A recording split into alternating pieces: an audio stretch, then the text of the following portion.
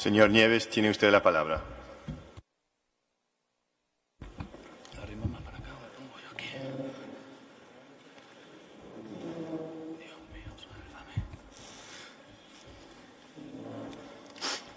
Muy buenas tardes a todos los presentes. Un saludo cordial al panel de expertos. Voy a tratar de hablar un poco sobre la injusticia en Venezuela y la ausencia de justicia en mi país. En Venezuela, Disculpe, señor fiscal, ¿puede acercarse más al micrófono, Okay, por favor? no, si quiere.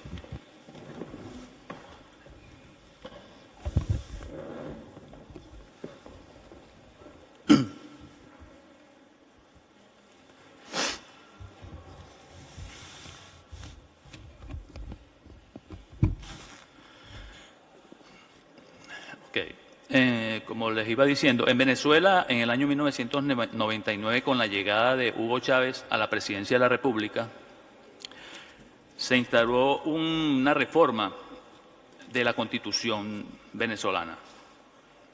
Allí, una vez que es acordada o realizada la nueva Constitución Bolivariana de Venezuela, esa misma Asamblea Nacional Constituyente, sin ningún tipo de derecho, crea una comisión que desintegra tanto la Corte Suprema de Justicia, sin entrar en vigencia esa Constitución, y nombra una comisión que se encargaría de reorganizar el Poder Judicial venezolano. En ese proceso político, esta comisión, violando todo el debido proceso de los jueces que se encontraban laborando en Venezuela, los colocó a todos provisorios para poder destituirlos discrecionalmente a cada uno de estos jueces. Allí, con esta provisionalidad de los jueces, había mucha discreción y mucha arbitrariedad en la toma de decisiones por parte del Ejecutivo Nacional, que quería instaurar el socialismo del siglo XXI. Esta interinidad de los jueces se ha prolongado desde el año 1999 hasta ahorita, hasta la fecha. Tenemos más de 16 años con jueces interinos y con fiscales provisorios. Irónicamente, el 10 de diciembre de 2009, el día que se celebra los derechos humanos, el Día de los Derechos Humanos, la juez María Lourdes Afiuni emite una medida cautelar sustitutiva al ciudadano Eligio Cedeño, basada en acogiendo una recomendación del Grupo de Trabajo sobre Detenciones Arbitrarias de la Organización de las Naciones Unidas, y esta juez flagrantemente es detenida por el Servicio Bolivariano de Inteligencia Nacional y pasada a que le realizaran una investigación penal por ese hecho, porque la estaban acusando de que había hechos de corrupción. Unas horas después sale el presidente Hugo Chávez solicitándole a la presidenta del Tribunal Supremo de Justicia, Gladys Gutiérrez, que le aplicaran 30 años de prisión a esta juez, y hasta solicitó el fusilamiento público de esta juez, contando en ese momento con la presencia de la entonces fiscal general de la República, Luisa Ortega Díaz, quien se encontraba allí en ese auditorio. Con este hecho y esas amenazas que emite el presidente de la República, muchos jueces y fiscales se intimidaron. Ahí comenzó la ley del miedo contra jueces y fiscales que no podían tomar una decisión adversa al régimen porque sabían las consecuencias que esto le traería. Ahí ningún fiscal, ningún juez en los actuales momentos en Venezuela puede tomar una decisión de acuerdo a sus atribuciones de otorgar una libertad o realizar cualquier procedimiento en un expediente si no cuenta con el aval del Poder Ejecutivo venezolano. Además de esta detención de la juez María Lourdes Afiuni, ella, cuando tenía algún acto en los tribunales, la llevaban esposada. Eso era una lectura para nosotros que como fiscales nos encontrábamos en el Palacio de Justicia y observábamos cuando a María Lourdes Afiuni la llevaban esposada y la paseaban por todos los tribunales, por todos los pasillos, para que nosotros las viéramos y aprendiéramos la lección de no tomar ningún tipo de decisión que adversara al gobierno, porque sabían lo que nos iba a ocurrir.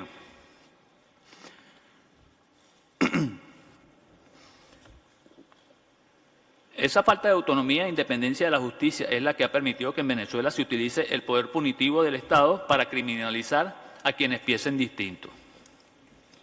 La Fiscalía no escapó de esta realidad.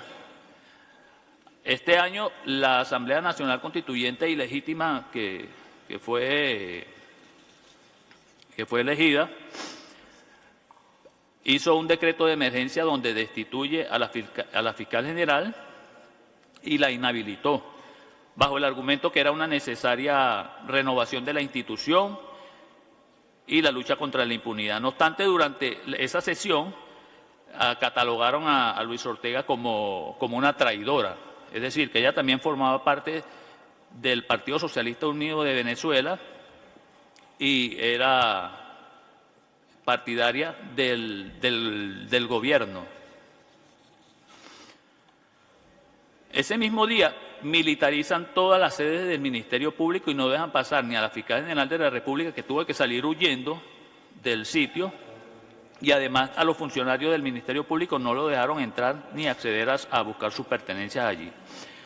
En Venezuela más del 99% de los fiscales son provisorios. Solo hasta la fecha en que yo me vine, en el año 2015, habían 4 fiscales titulares de los 4.000 fiscales principales que existen en Venezuela. A raíz de la toma de posesión de Tarek William Saá como fiscal general, que fue juramentado por la Asamblea Nacional Constituyente, se ha propuesto a desmantelar el Ministerio Público y ha destituido más del 70% de los fiscales. En Mérida, en el estado de Mérida, acaban de destituir más de 20 fiscales principales. Así ocurrió en el estado Lara, en el estado Yaracuy, en el estado Táchira, en el estado Zulia, y en varios estados de Venezuela han ido realizando estas destituciones de manera arbitraria a los fines de nombrar fiscales afines a la causa del gobierno.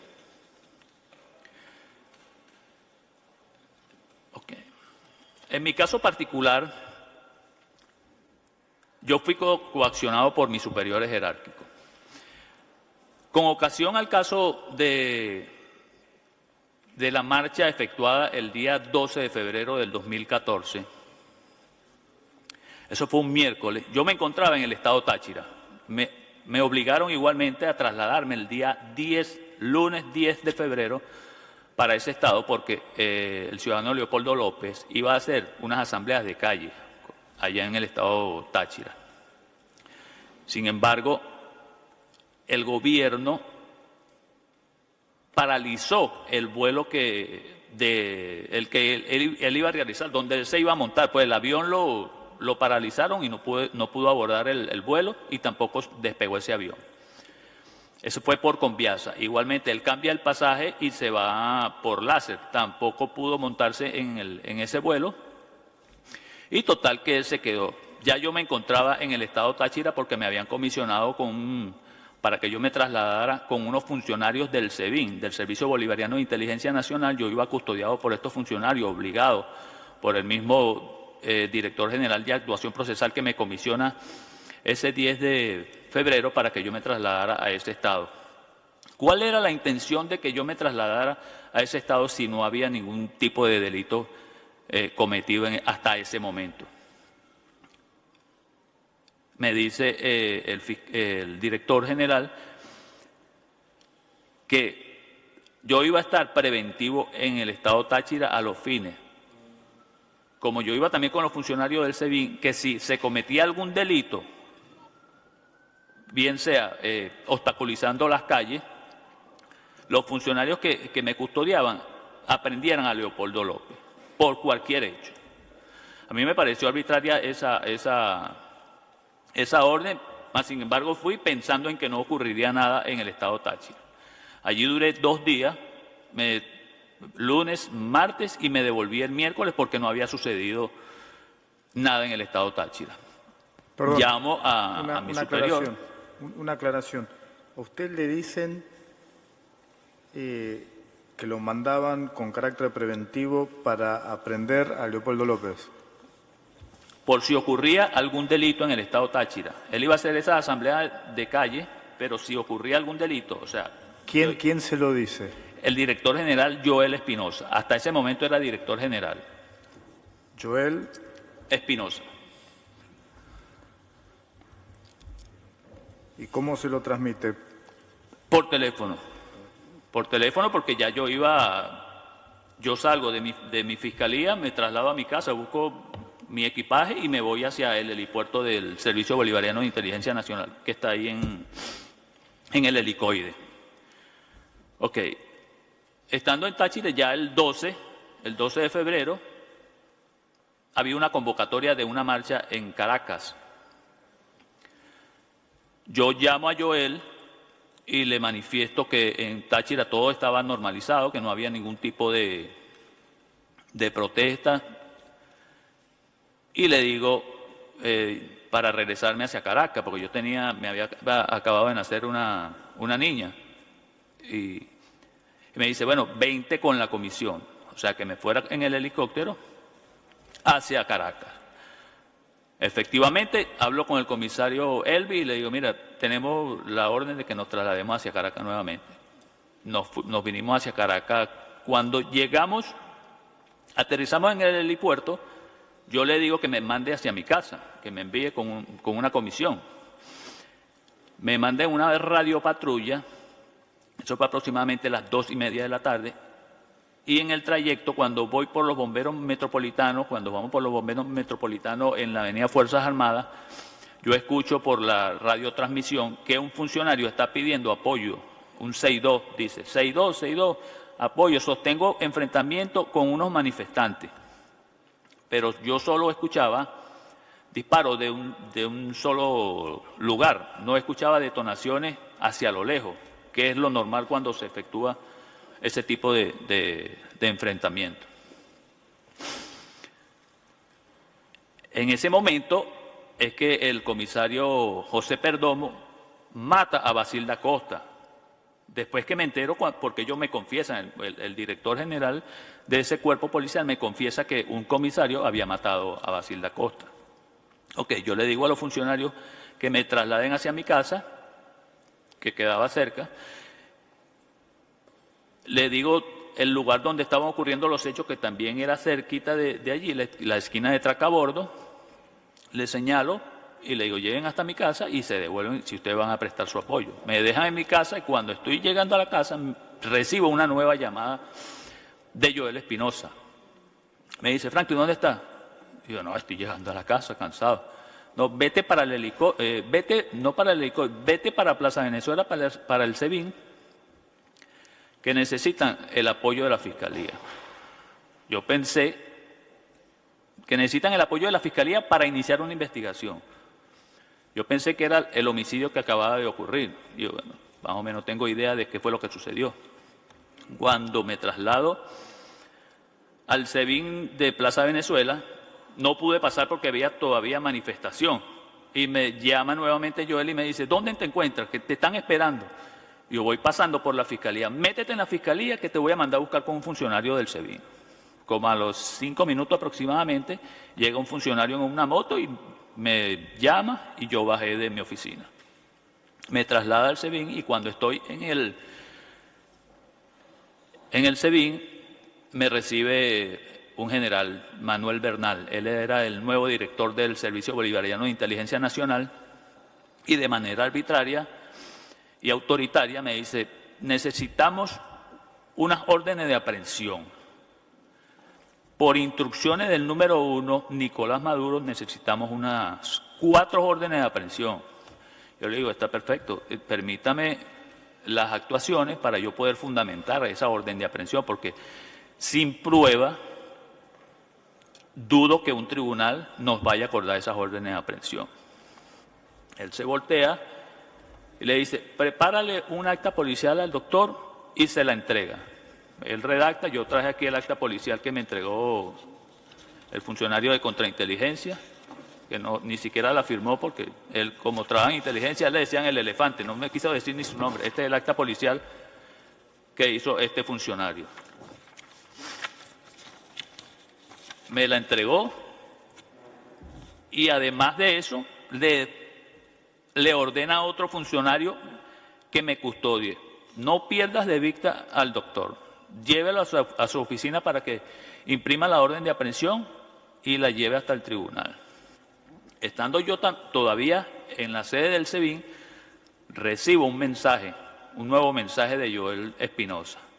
Me envía el número de teléfono de la juez Raleni Tovar y su nombre. Yo no la conocía. Hasta ese momento yo no conocía a Raleni Tovar.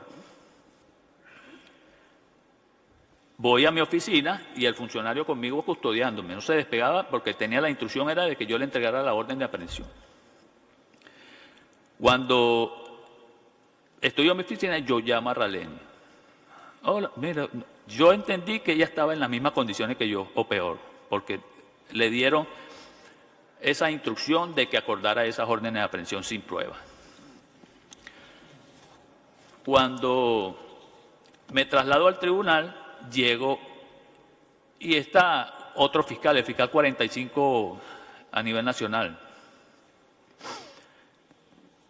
Y le pregunto qué hacía él allí.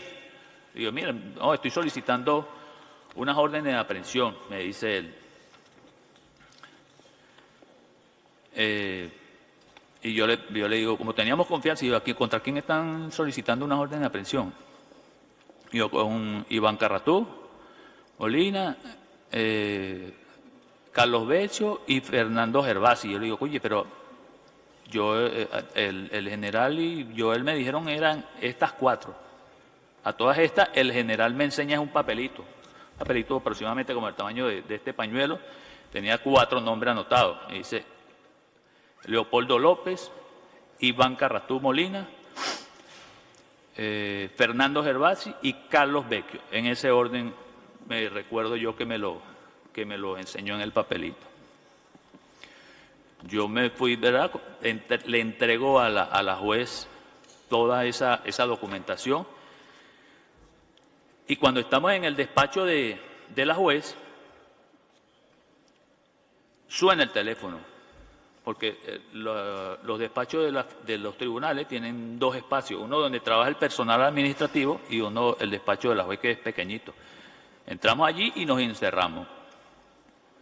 Entonces yo le digo, doctora, no tenemos prueba para estas órdenes de aprehensión. No hay ningún tipo de elemento de prueba que vinculen a esta persona con esos hechos.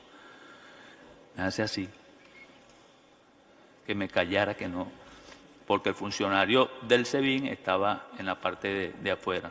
Entonces empezamos a conversar. Cuando estamos así conversando, suena el teléfono de su oficina, el directo,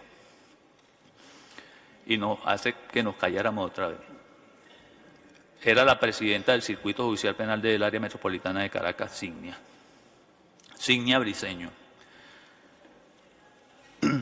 Le dice, porque ya sabía, ya ella había realizado, ahí en Caracas hay un seguimiento de casos computarizados donde tanto en la Fiscalía como en los tribunales pueden observar y verificar si ha llegado o no un procedimiento. Le dice, ya recibiste la orden de aprehensión, acuérdala. Así le recuerdo esto. Acuérdala sin pérdida de tiempo. Inmediatamente yo le entrego el pendrive para que agilizara. Y dame el pendrive, me dice, dame el pendrive, dame todo lo digital, ¿verdad? Y se lo pasa a la secretaria. 5 minutos y me entrega solamente la orden de aprehensión contra Leopoldo López, que era la 007-14. Yo se le entregué al funcionario, pero lo que quería era desprenderme de ese funcionario como diera lugar. Se le entregué y me quedé tranquilo y después no me fui para mi casa. Al día siguiente me llama Nelson Mejía, era mi jefe directo, el director de delitos comunes. A partir de ese momento, Joel también me dice que Nelson va a coordinar todas las actuaciones del caso de Leopoldo López. Bueno, nos llama y nos da Cuando yo llego a la Dirección de Delitos Comunes, observo que hay muchas personas. Estaba el director de seguridad, estaban varios funcionarios de seguridad de la Fiscalía, estaba Juan Canelón, que era el fiscal 45, que la noche anterior estaba también en el tribunal, Narda Sanabria, estaba Nelson y el personal de la Dirección de Delitos Comunes. Allí estaban viendo unos videos, que son los videos de seguridad del Ministerio Público. Yo me pongo a detallar los videos y observo que desde el interior de la Fiscalía estaban arrojando unas bombas lacrimógenas. En ese momento observo que la gente comienza a correr y ese fue el detonante para que la gente comenzara a arrojar piedras contra la Fiscalía. Aunado a esto, se escuchan unas voces a lo lejos que decían, lo mataron, lo mataron. Era cuando traían a Basilda Costa, porque hay unas cámaras que también se observaba esa situación. Allí comenzaron a arremeter contra la Fiscalía y rompieron los vidrios.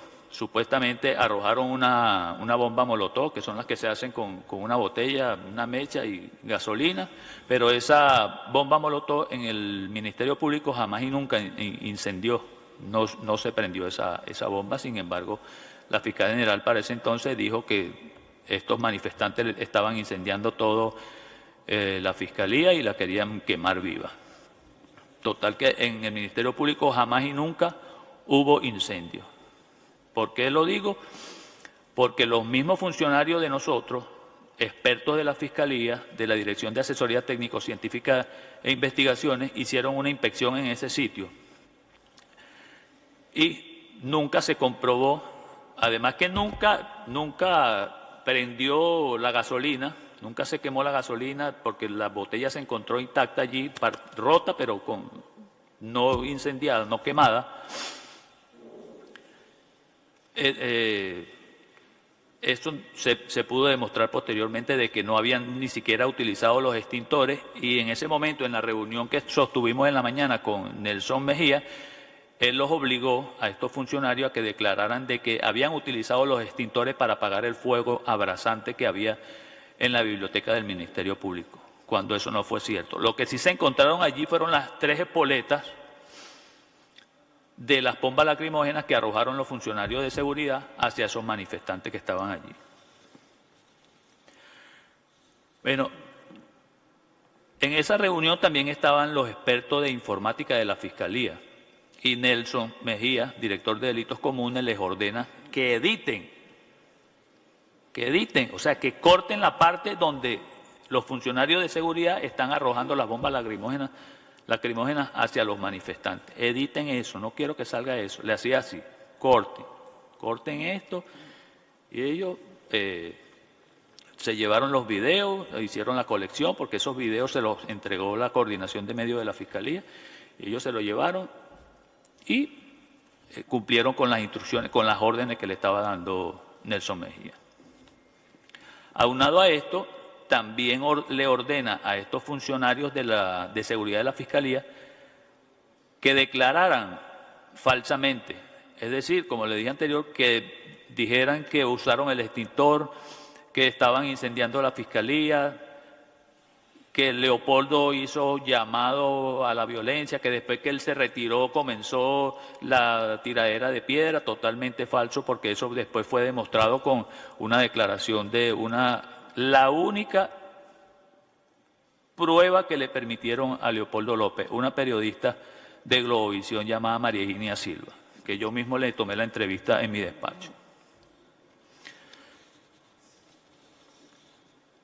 Bueno, en ese momento comienzan las arbitrariedades por parte de Nelson Mejía, que le ordena a los funcionarios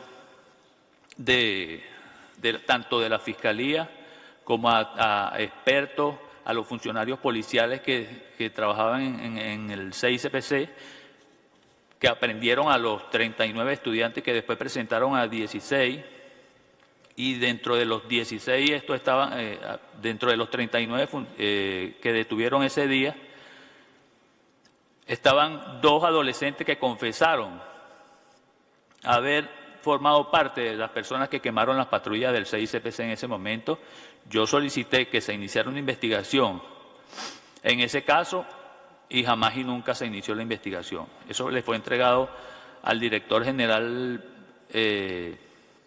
Jesús Gerardo Peña. Se le entregué yo una comunicación solicitando que se iniciara una investigación, porque ellos confesaron incluso en el tribunal de juicio cuando declararon. Ok. El 18 de febrero, fecha en la que Leopoldo López se entrega, voluntariamente, por cierto, Nelson nos convoca para revisar los delitos que se iban a imputar. Porque en un primer momento, después lo vamos a ver, se hizo la orden de aprehensión por 9 delitos. Sin embargo, como ninguno de estos delitos eran comprobables, porque no teníamos pruebas con qué demostrarlo. Una pregunta. Ajá. ¿Cuánto tiempo transcurre entre que usted entrega la orden de aprehensión a que Leopoldo López se presente? 7 días.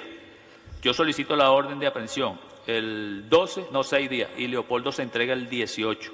¿Por qué motivo no se cumple con la orden de aprehensión? No, porque me imagino que como salió pública, porque en la noche del 12 de febrero, no sé cómo salió esa información. La orden de aprehensión salió por una prensa nacional, por el Universal. Fue sacada la orden de aprehensión contra Leopoldo López. Claro, al tener conocimiento de esta persona y no tener la seguridad, porque estar preso en Venezuela no es nada fácil. Es un caos total, cada una de las cárceles venezolanas. Él, me imagino que se esconde, no sé qué sucedió, trató de no presentarse en ese momento porque no tenía la seguridad de que el caso ameritaba. Sin embargo, él posteriormente anuncia que se va a entregar voluntariamente en Chacaíto.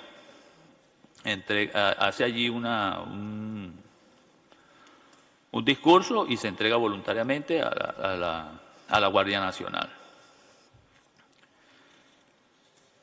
Ok. Ese 18, cuando se entrega, nos llama Nelson para revisar esos delitos.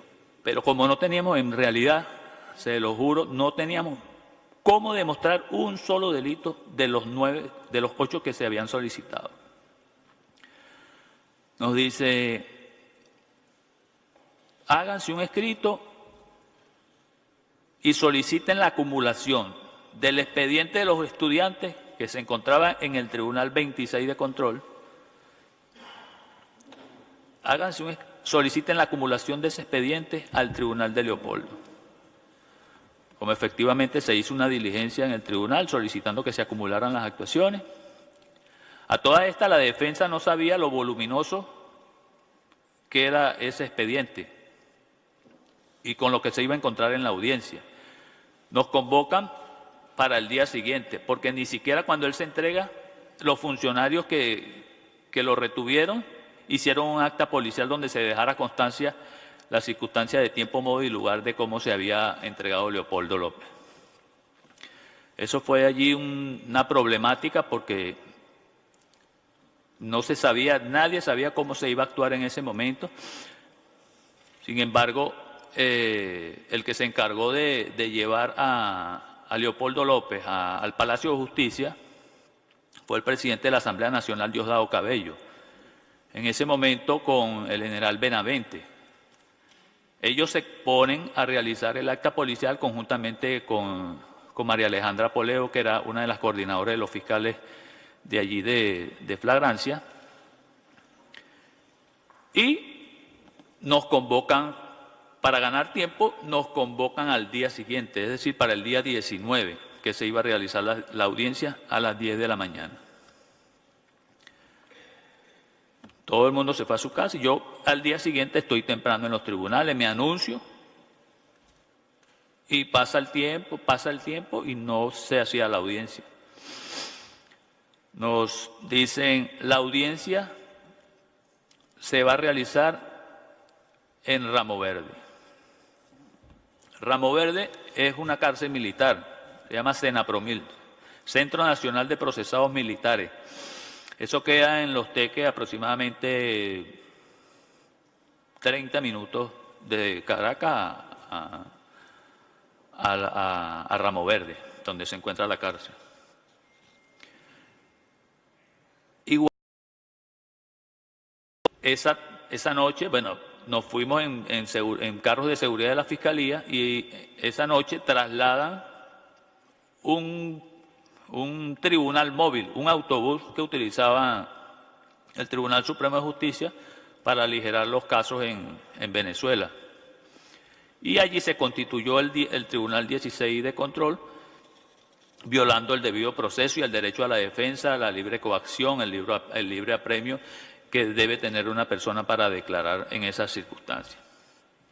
Nos constituimos allí, duramos toda la noche realizando esa audiencia y efectivamente, como ya las órdenes a la juez estaban dadas de que decretara la privación judicial preventiva de libertad, a las 6 de la mañana del día siguiente emite esa orden, decreta la privación judicial preventiva de libertad.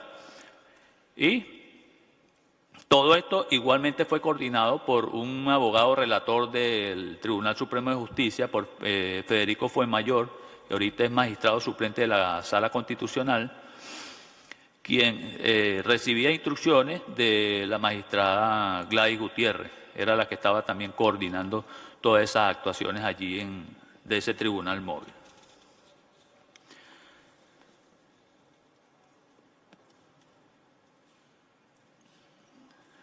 Okay.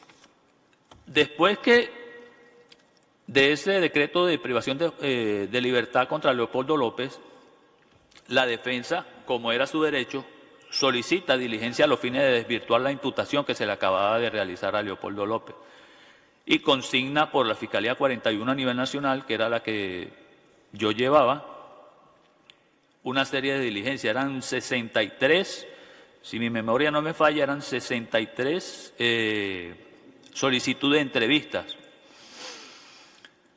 Yo las acordé, en ese momento las acuerdo, porque eran viables, pues, es un legítimo derecho que está ejerciendo una persona.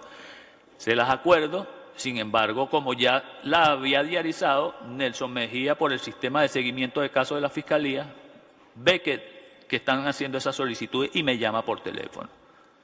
Cuando llego a su despacho me insulta y me dice por qué yo había acordado esas actas de entrevista sin consultarle. Me dice, ¿quiénes son estos? No, niégame todo esto. ¿Y esta que está aquí? No, esta es una periodista de Globovisión. Bueno, la única que vas a acordar es esta. Y otro señor que no recuerdo el nombre ahorita. Total, que ya yo había adelantado las entrevistas que iba a realizar, pues, las citaciones. Sin embargo, tuve que borrar todo eso del sistema para poder fundamentar la negativa de la diligencia.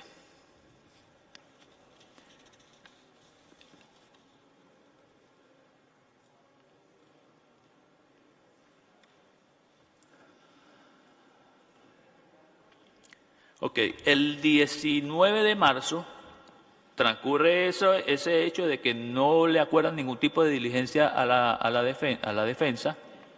No había cómo demostrar ni siquiera los delitos que se habían imputado, que era determinador de daño, determinador de incendio, instigación pública y asociación para delinquir.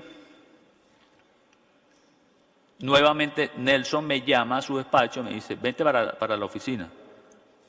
Yo llego y cuando subo a su despacho observo que hay dos personas, una dama y un caballero. Me dice, estos son los expertos que van a realizar los análisis del discurso de Leopoldo López y el análisis de los 700 tuits de Leopoldo López. Un análisis semiótico, me dice Nelson Mejía. Hay que juramentarlo. Se hizo el escrito y se llevaron al Tribunal 16 de control para que se juramentaran. A partir de ese momento, Nelson comienza a monitorear la realización de estos dos informes y él agregaba consideraciones que pudieran vincular a Leopoldo con esos hechos. O sea, que se dijera que a través de sus discursos, decía mensajes subliminales, tenían que vincularlo como que indujo a los estudiantes a la realización de los hechos, de la quema de las 6 unidades del 6 CPC, los destrozos de la Plaza Parque Carabobo y el destrozo del Ministerio Público. Cuando en ese interín comienza a salir información a través de los medios de comunicación social de que el caso de Leopoldo López estaba muy débil. Él nos llama nuevamente, nos convoca a los 3 fiscales, en ese momento nos llama a los 3 y nos dice que actuemos con vehemencia, porque esas son las instrucciones de la Fiscal General de la República, que actuemos con vehemencia, que interrumpamos a la defensa, que objetemos todas las preguntas que realiza.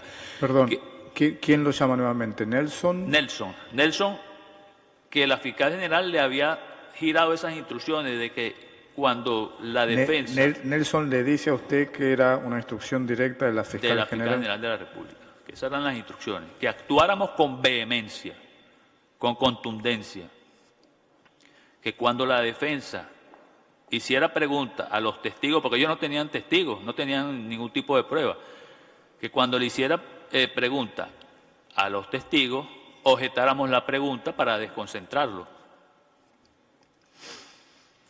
Y que cuando Leopoldo López hiciera el uso de su derecho a declarar, que casi siempre lo hacía, que se interrumpiera para sacarlo de contexto, para desconcentrarlo. En ese interín entraban algunas personas que se dejaban pasar, periodistas. Yo personalmente coloqué como mi asistente a un periodista. No voy a decir el nombre para proteger su integridad física, pero siempre lo pasaba como si fuera mi asistente. Y él tomaba nota. A partir de ese momento comenzaron a salir a generarse una información de que efectivamente el juicio no se estaba demostrando, pues no había ningún tipo de responsabilidad penal contra Leopoldo López ni contra los 4 estudiantes que estaban siendo enjuiciados en ese momento, como lo era Marcos Coelho, Cristian Holder, Ángel González y Demian Martín. Ningún tipo de elemento de prueba que los vincularan a ellos con esos hechos. Hacer una pregunta. Supongo que en Venezuela los fiscales tienen, y usted lo mencionó, tienen independencia y autonomía absoluta, según la Constitución. Sí. Y el rol de los directores es simplemente una cuestión jerárquica, pero que no son los encargados de dar las instrucciones en los casos, ¿correcto? ¿Por qué? Ya usted mencionó varias instancias en las que a usted le dan instrucciones de tomar ciertas medidas, ya sea la aprehensión, las entrevistas, la jura de los expertos, en fin, varias. ¿Por qué motivo usted lo hace? Esas si eran contrarias a lo que usted tenía pensado que se debía hacer. Porque eran las amenazas que nos realizaba Nelson Mejía. Eso eran directamente, mira, si no haces esto, vamos a tener que abrirte un procedimiento disciplinario, un procedimiento penal. Aquí yo no me voy a hundir solo, decía él. Yo no me voy a hundir solo. Si yo me hundo, se hunden ustedes. Ustedes van a ir presos. Aquí voy a hablar con la Fiscal General para que le abra un procedimiento. Y eso es sin ningún tipo de prueba, como ustedes ven, que hicieron contra los estudiantes y contra Leopoldo López. Iniciaron esa investigación sin ningún tipo de prueba, con un simple acta policial. Y así han hecho con muchos fiscales, con jueces, sin ningún tipo de elemento. A María Lourdes Diafini la apresaron y la acusaron de corrupción sin encontrar medios en su cartera. Quería formularle una pregunta. ¿Esa manera de proceder contra usted era usual también con otros fiscales? Sí, claro, es habitual. ¿A partir de cuándo más o menos se da esa situación. Eso fue en el año 14, ¿no? Lo de Leopoldo López. Ok. Antes, ¿había usted sufrido alguna experiencia de ese tipo? A mí, particularmente, no me habían hecho ningún tipo de instrucción así, porque yo trabajaba casos de homicidio y de secuestro. Ajá. Y posteriormente siguió esa práctica. No, solamente en el caso de Leopoldo. No, pero de otros colegas suyos que usted Claro, supiera. a otros fiscales sí. ¿Y de quién cree usted que provenía esas instrucciones? ¿O de quiénes? De acuerdo a lo que a mí me decía Nelson, las instrucciones las giraba la fiscal general Luis Ortega Díaz. Que era elucubrando yo, era el brazo ejecutor de todas las decisiones que tomaba el Poder Ejecutivo para que jueces, para que fiscales, para utilizar el Ministerio Público en esa perversidad. ¿Y esas instrucciones que le llegaban a la fiscal Luis Ortega Díaz, ¿te supone que venían directamente de la Presidencia de la República o de un grupo de altos funcionarios? Para mi convencimiento era por parte del presidente de la República, Nicolás Maduro, y de Diosdado Cabello, presidente de la Asamblea Nacional, que son los que dominan todos los poderes en Venezuela. Usted en un momento mencionó a un general también. General Manuel Bernal, director del Servicio Bolivariano de Inteligencia Nacional. Fue destituido también de ese cargo, duró aproximadamente 8 o 10 días como director y fue destituido con ocasión a la muerte de Basilda Costa. ¿De quién, perdón? La muerte de Basilda Costa, el estudiante que yo mencioné que estaba sosteniendo el enfrentamiento. Gracias. El supuesto enfrentamiento. ¿Y qué otros casos, usted mencionó, bueno, el caso suyo en particular y el caso de la jueza Afiuni, qué otros casos usted tiene conocimiento de jueces o fiscales que hayan actuado bajo las amenazas que usted hace referencia? Hubo el caso del juez Ali Paredes, que por cierto llevaba el juicio de María Lourdes Afiuni. Este juez llevaba el caso de Macle, de Walid Macle, un ciudadano que fue acusado por, no tengo información de los delitos, pero era narcotráfico y toda esa situación. Sin embargo, lo que salió en la prensa fue que no habían sido demostrados unos delitos y él lo condenó solamente a 14 años y 6 meses de prisión por unos delitos que él comprobó inmediatamente.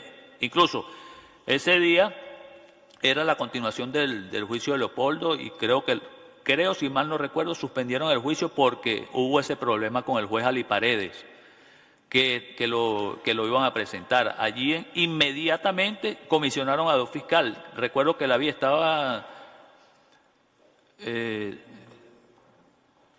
Solokovic, se llama la fiscal, y otra fiscal de corrupción. Ahorita lo recuerdo porque ella fue la que solicitó el allanamiento de mi casa, de mi oficina, de todo. Ahora sí nos puede contar un poco sobre eso, pero antes de ir ahí, nosotros hemos escuchado distintas declaraciones de personas que han sido víctimas durante las manifestaciones. Okay. ¿Usted tenía jurisdicción en esa materia? ¿Se estaba a cargo de crímenes? ¿Se tenía jurisdicción en la violencia que había en las manifestaciones? Yo tenía competencia a nivel nacional plena, o sea, conocía todos los delitos. ¿Y inició en algún momento alguna investigación por algún caso de violencia en las manifestaciones? No, porque yo me vine en el 2015 para acá. Bien. En el 2015 y las manifestaciones hasta ese momento, las únicas que inicié fue contra Leopoldo López. Ni siquiera yo inicié la investigación contra los estudiantes, porque esa investigación la inició la fiscal 47 del área metropolitana de Caracas, quien fue la que hizo la presentación, la audiencia de presentación ante el Tribunal 26 de Control de Caracas. Gracias. Sí. Si nos puede contar entonces también ahora lo relacionado con con el allanamiento que hubo en su casa y... Ok.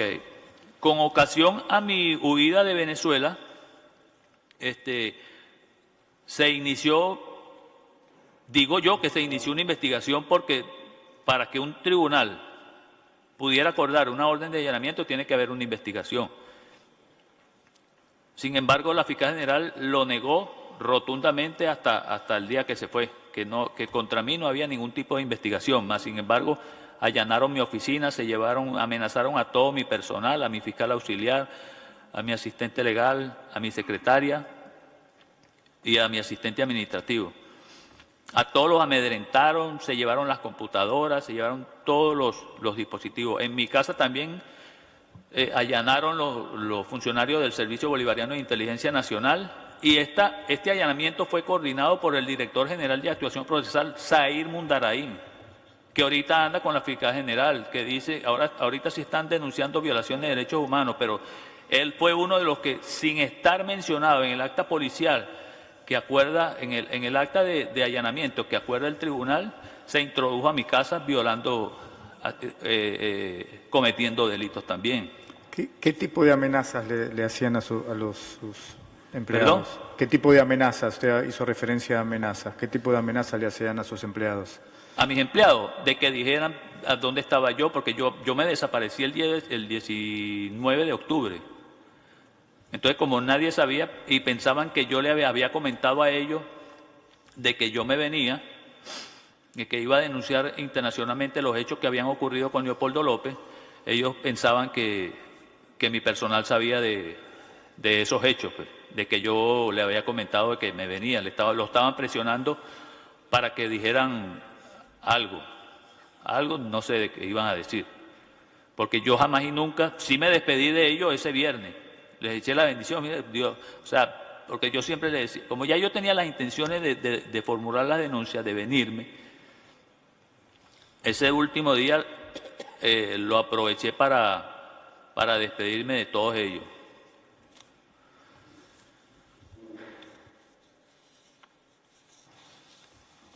Hay una cosita que quiero, cuando la fiscal general Luis Ortega, en ese momento, ella se convence o la convencen de que no había cómo condenar a Leopoldo López, ahí comienzan más presiones contra nosotros, contra los 3 fiscales que nos encontrábamos allí comisionados. Y empiezan las revisiones, porque yo tenía 2 celulares, dejaba uno tenía que dejárselo al SEBIN y el otro lo pasaba escondido en un maletín. No dejaban pasar a la prensa, a los medios de comunicación social, a representantes internacionales, a ninguna persona. Eso no fue un juicio público, como quieren hacerlo ver. Allí habían 60 funcionarios del SEBIN, Guardia Nacional, custodiando todo. A nosotros nos revisaban, a mí me revisaban el maletín completamente. Todo, desde arriba hasta abajo, nos pasaba el detector de metales para que no ingresáramos ningún tipo de dispositivo de grabación, porque sabía que eso iba a salir a la luz pública. Además de esta situación, la fiscal general nombra, imagínense esto, al subdirector, o sea, al segundo de Nelson Mejía, a Juan Carlos Tavares, su director de delitos comunes, para que actuara en el juicio. Buscaron la estrategia cómo incorporarlo al juicio y le otorga representación fiscal. Además de que Nelson lo comisiona para que actúe en el juicio, la fiscal general le da representación fiscal para que él pudiera actuar en el juicio. Además de esta vigilancia por parte del subdirector Juan Carlos Tavares, nombra a la fiscal superior de Caracas, Marisela Lucena, a la subdirectora del despacho, Alejandra Yané Rodríguez, quien, por cierto, era fiscal auxiliar de Catherine Harrington, una que nombró el Tribunal Supremo de Justicia como vicefiscal.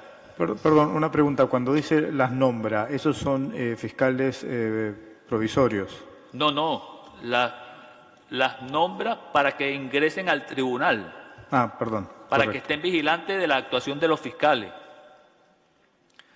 a Marisela Lucena, a esta Alejandra Yanet Rodríguez, a Gabriela Esther Soler, que era su directora contra la corrupción, a Marya Castro, que era una de las coordinadoras de los fiscales de flagrancia,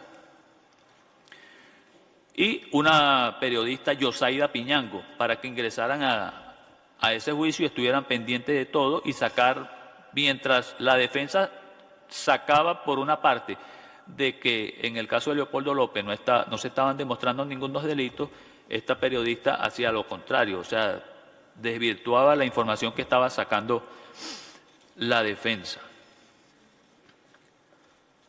Y así eran en todos los días de audiencia, estas mismas personas nos supervisaban, nos vigilaban, con quién hablábamos, nombraban funcionarios del SEBIN para que nos siguieran. Yo siempre llegaba temprano y a mi lado se sentaba uno de los funcionarios. Por equivocación o por confianza, no sé qué le pasó a este funcionario, pero él me dice, un día me dice, doctor, ¿usted fue funcionario? Le digo, sí. Y comienza allí a hablar conmigo. No recuerdo el nombre, yo sé que él me dijo el nombre, no sé si era José, no recuerdo. Pero como los funcionarios del SEBIN siempre se cambian el nombre, uno no les cree los nombres que le dice. Pues, así, igualito fue con el funcionario que me hizo el acta policial, que le decían elefante. Entonces, él me confiesa también en ese momento de que ellos se habían infiltrado en la marcha y habían comenzado también a arrojar piedra. Cuando comienzan a arrojar las bombas lacrimógenas, ellos son los primeros que comienzan a arrojar piedra para que estos estudiantes comenzaran también a agredir al Ministerio Público. Ok, así pasaron 70 audiencias de ese juicio, donde se evacuaron 124 órganos de prueba, donde el Ministerio Público no logra demostrar la participación de Leopoldo López, ni de los 4 estudiantes, ni de Marco, ni de Ángel, ni de Cristian, ni de Demian Martín. No se logra demostrar. Sin embargo, la juez, el 4 de septiembre, la juez Susana Barreiro, el 4 de septiembre, prescinde de todas las pruebas que faltaban por evacuar, porque supuestamente ya ella estaba convencida con todos los elementos de prueba que se habían evacuado, todos los testigos que había promovido el Ministerio Público, y convoca para el 10 de septiembre para dictar sentencia, para dar las conclusiones y dictar sentencia. Eso fue aconsejado, me dice ella, porque yo como siempre llegaba temprano, también hablaba con ella y me dice, me llamó Diosdado para darme unas instrucciones de que no emitiera la sentencia el 4 de septiembre, sino el 10. ¿Razonado a qué? A que Nicolás Maduro no se encontraba en Venezuela, se encontraba de gira, creo que estaba en Rusia, como efectivamente sucedió. Dictan sentencia el día 10 y 11 de septiembre y condenan a 3 estudiantes, a Cristian, a Ángel, a Demian y a Leopoldo López, lo condenan. Bueno, esta orden fue cumplida cabalmente tanto por la fiscal general, que era la que giraba las instrucciones a sus directores y sus directores nos las bajaban a nosotros, y por la juez Susana Barreiro, quien posteriormente, en diciembre del año 2015, fue juramentada como defensora pública nacional, defensora pública general. Hay casos también, hay unos casos aquí tengo unos casos de amedrentamiento contra fiscales. El día 14 de febrero, efectivamente, 14 de febrero de este año, en el estado Anzoátegui, le fue presentado,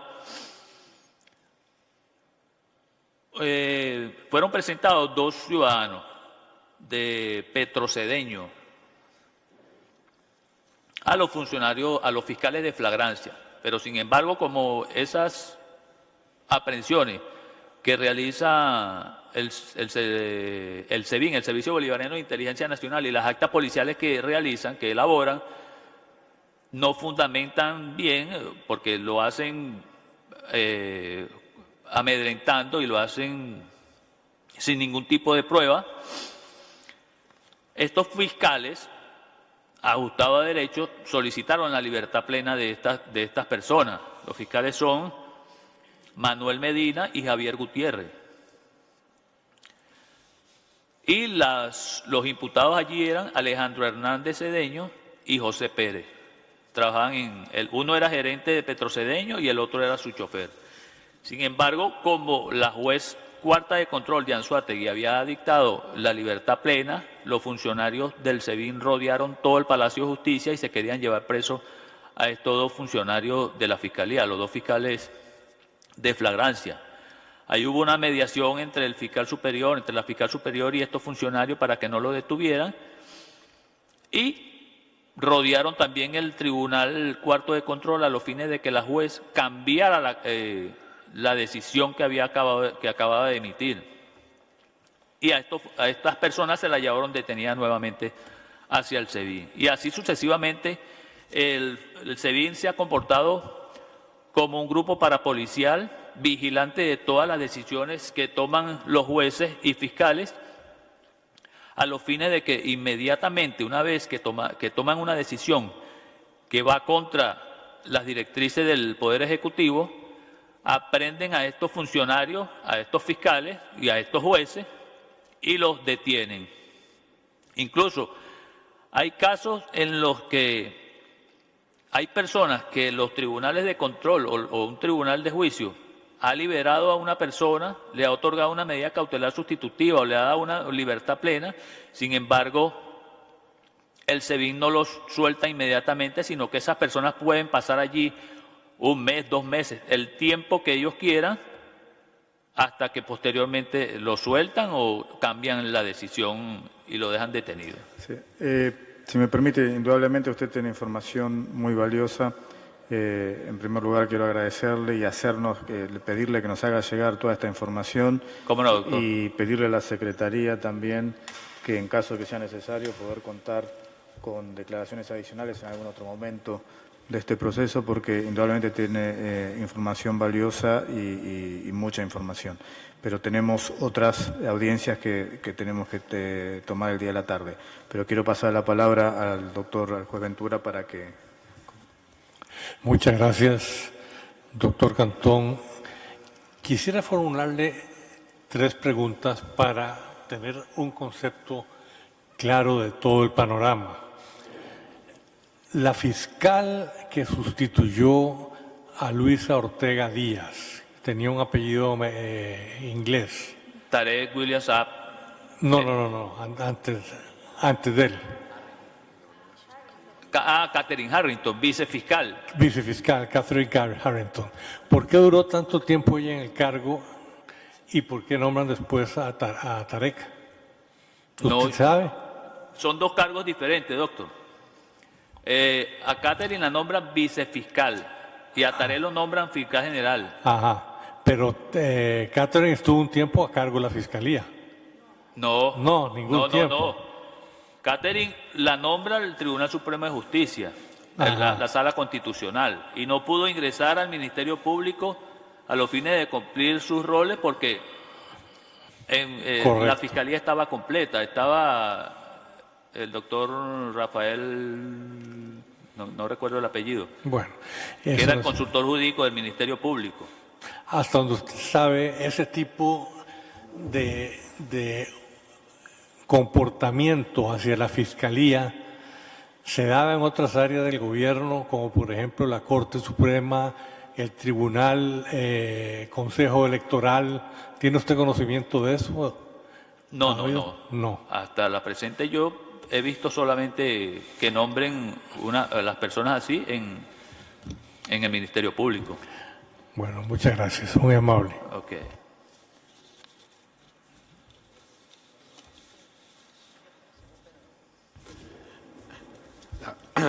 Given that you discussed at length the case of Leopoldo Lopez in the larger context of the justice system, I just want to reference two interviews in which you were quoted, one that I read in the Wall Street Journal, another in CNN, in which you said the following. One, that the arrest of Leopoldo Lopez was politically motivated. Two, that the evidence was fabricated. And three, that you had no evidence and had not seen any evidence of him having committed any crimes. Can you comment on any or all of that? Okay.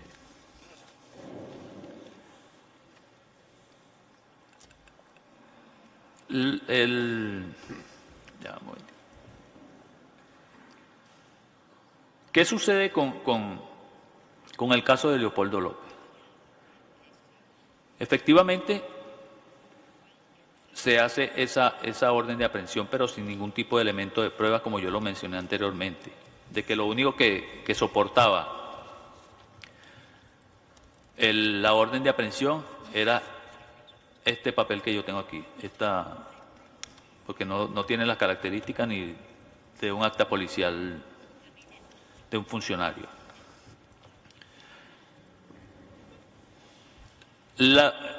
¿Por qué digo yo que se fabricaron las pruebas o que hubo el montaje contra Leopoldo López? Porque obligan a los funcionarios del Ministerio Público a decir de que en la Fiscalía hubo incendio cuando no lo hubo.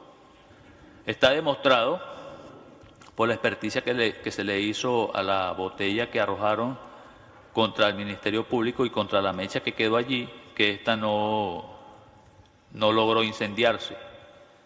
Está demostrado igualmente de que los funcionarios de la Fiscalía no utilizaron el extintor. ¿Por qué lo digo igualmente? Porque está demostrado en el expediente de que cuando los mismos funcionarios de la Fiscalía, del Ministerio Público, de la Dirección de Asesoría Técnico-Científica, realizan la inspección técnica del sitio de suceso, el sitio de suceso era la biblioteca de la Fiscalía, no ubicaron el polvo químico blanco que arroja el extintor. No se observó en ese sitio ningún tipo de humo. No se vio que los libros, porque si una biblioteca tiene cualquier cantidad de libros, ninguno de los libros se quemó.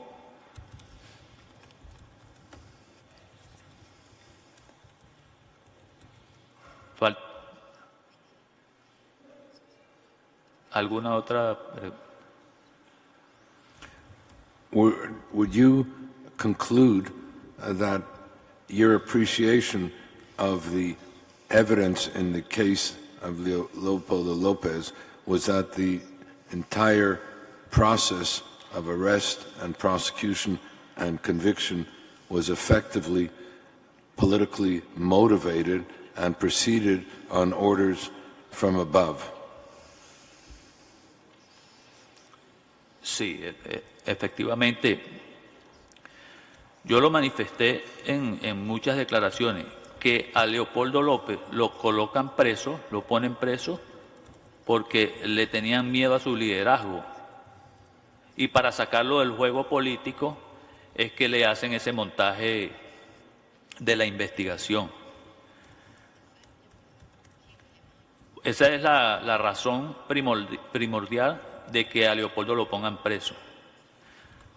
Y como segunda opción, que se condenara para... ¿Cuál es la mejor manera de sacar a una persona del juego político?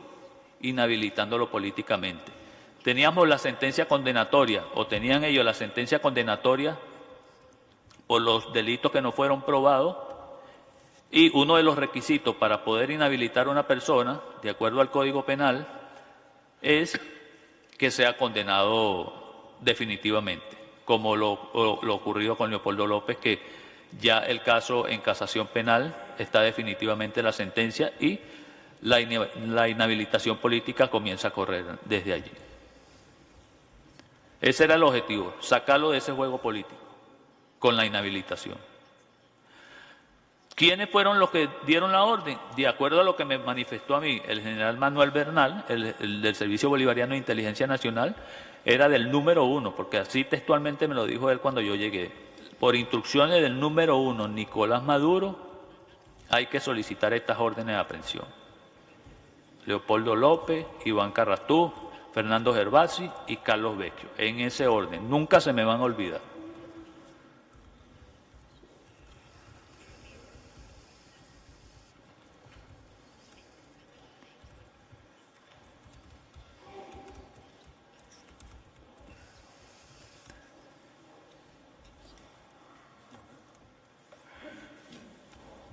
Sí, y ya para terminar, hizo referencia desde ya al caso de Leopoldo López y a la jueza Fiuni. ¿Qué otros casos diría usted, en base a su conocimiento, no necesariamente en base al tiempo en que usted fue efectivamente fiscal, sino en base a su conocimiento y por la experiencia que tiene en relación con el funcionamiento del sistema judicial en Venezuela, ¿qué otros casos diría usted que siguen el mismo patrón que el que tiene el caso de Leopoldo López, el caso Afiuni, que a usted le parezca que han seguido ese patrón, por más que no sean del momento en que usted estuvo en ese lugar? Allí, como ejemplo, tenemos la persecución habitual que tiene el gobierno contra los opositores, contra gobernadores, alcaldes, concejales. Cualquier clase de dirigente político que esté opuesto al régimen son perseguidos penalmente. ¿Con qué objetivo? Con el objetivo. Ninguna persona, porque no tiene garantía en Venezuela, va a querer estar detenido en una cárcel venezolana, porque son un caos. Es preferible, lo digo yo sinceramente, estar muerto que estar en una cárcel de esa. Allí apresaron en Venezuela a Wilmer Azuaje, un diputado por el estado Barinas. Lo tienen allí y le sacan fotos. Duerme en un baño hasta la última de las fotos que yo vi. Lo tienen esposado y duerme en un baño en el SEBIN. El caso del diputado Frei Guevara ahorita que lo inhabilitaron. Son persecuciones constantes, reiteradas, que hace el régimen para sacar de juego político también a esta gente. Ahorita vienen las elecciones, empiezan a tratar de imputar a algunas personas con ese mismo fin, de que las personas no sigan en su lucha por la libertad de Venezuela. Bueno, nuevamente muchas gracias por participar en este panel. Le reitero que siga a disposición de la Secretaría para hacer mayores aportes en caso de que lo consideremos necesario y que por favor deje toda la información que tiene en este momento. Ok, muchísimas gracias. Muchas gracias y se puede retirar. Quisiera como punto final, si me lo permiten, hacerle un llamado, como lo he hecho en varias oportunidades a mis compañeros de la Fiscalía Venezolana, a los jueces, que ya por favor dejen el miedo, que es hora de actuar, de tratar de ser objetivos con las investigaciones y esas órdenes de aprehensiones que solicitan los órganos policiales sin ningún tipo de fundamentación. Ya es hora de que el pueblo venezolano despierte y se logre la plena democracia en Venezuela. Era todo. Muchísimas gracias. Muchas gracias. Llegará el día igualmente, llegará el día en que la injusticia tenga que verse cara a cara con la justicia.